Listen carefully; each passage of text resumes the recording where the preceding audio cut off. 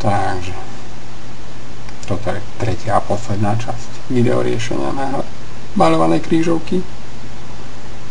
Tak už to len snáď doriešime. To, čo by som chcel na úvod podotknúť, je všimnúť si, že možná plocha, do ktorej sa nám vojde číslo, sa nám stále zmenšuje, ako napríklad tu na týchto 10. Určite sa nevojde sem. A plocha na 10 nám zostala odtadiaľ to potadiaľ. Zmenšovaním, označením týchto prázdnych poličok a tým, že sa nám plocha stále zmenšuje, sa oplatí stále si riadky prienikovať, či sa nám náhodou nepridajú nové plné políčka. Tak napríklad táto 10 pôjde od kraja len potadiaľ to, ale z tohto kraja pôjde 3, 8, 9, 10 až potadiaľ, takže toto poličko bude plné. Takisto si sa oplatí všímať si, keď mám stoper a za ním mám na fest už vyplnené poličko, tak napríklad tu nám mám mať 6.1, tak ako to asi bude vyzerať, tieto ty patria 6. A táto jedna patrí jednotke. To už mám celé, takže tieto zbyle budú prázdne. Takisto tu 6 a 1, alebo tu mám 3 a 8 a tieto sú 2 a zbytok je prázdny.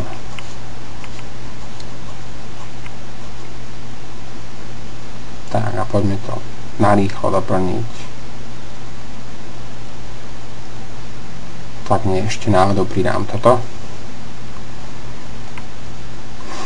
V tomto riadku mám stoper skoro v strede, ktorý mi ho rozdeľuje na dve menšie hracie plochy, v ktorých má byť 5 a 9. Tak sa pozrime, kebyže začnem od začiatku, že táto patrí 5. Tak si ju dokreslím, že ich je 5 od kraja. A zistím, že 5 môže ísť odtiaľto sem, odtiaľto sem. To isto s 9, keď táto patrí 9. Určite patrí 9, tak tá 9 pôjde až potadiaľ. Áno, potadiaľ. Mám 8 plných. To znamená, že ešte jedno z nich bude možno plné prázdne, ale toto bude na 100% prázdne. A hľadať takéto miesta, kde mi tento stoper niekde v strede celku vyhovuje, ako napríklad tu mám stoper, ktorý mi dáva napravo 12 plných polí, 12 políčok hracej plochy, v ktorých niekde musí byť 12, tak kde inde ako na všetkých. Takže všetky tieto budú plné.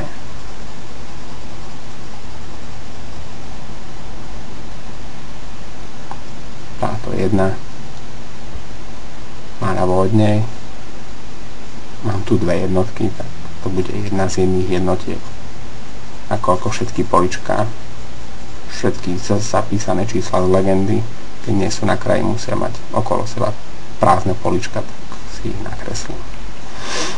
Ešte v tomto poslednom stĺpci mám mať niekde 4, tak táto 4 sa mi určite sem nevojde. Táto patrí určite 4, aj táto patrí 4. Dokopy, keď ich spojím, mám 3, alebo od kraja by sa mi odrazili 1, 2, 3, 4.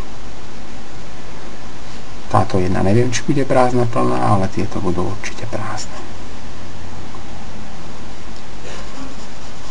Ľudia riešia krížovku buď, že po každé prejdú všetky riadky, po každé všetky stĺpce, ale ja osobne to riešim takou metodou do štvorca.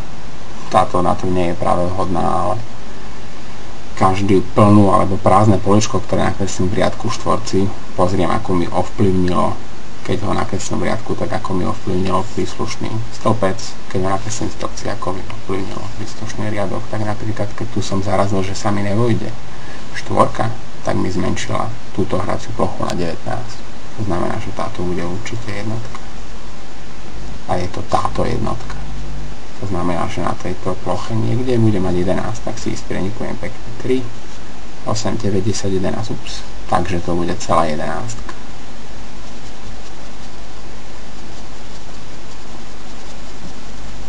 A teraz sa napríklad odrazím odtiaľ do riadku. Tu som zakreslil desinu na kraji, takže už nejak inak tá desina nebude, len takto. Takže všetky tieto budú desiatky. Tu som náhodou narazil na takýto problém, že či to bude dvojka alebo šestka.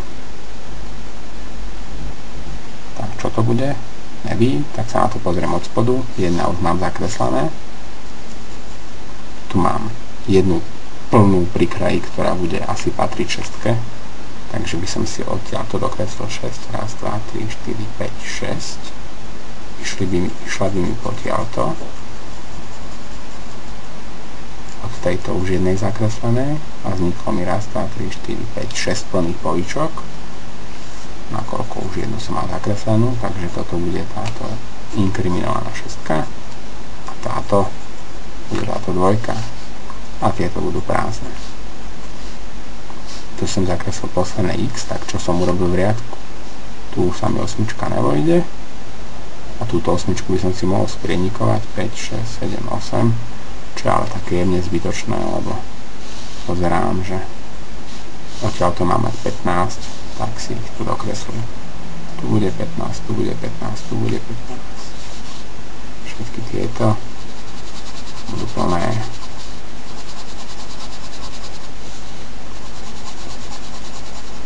Lebo už som mal zakreslenú jednu pri hrane alebo pri stopri. Takže to budú plné.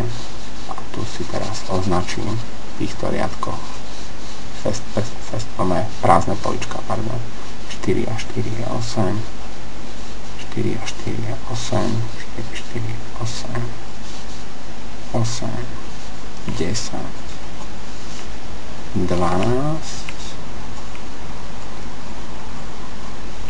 10 a 2.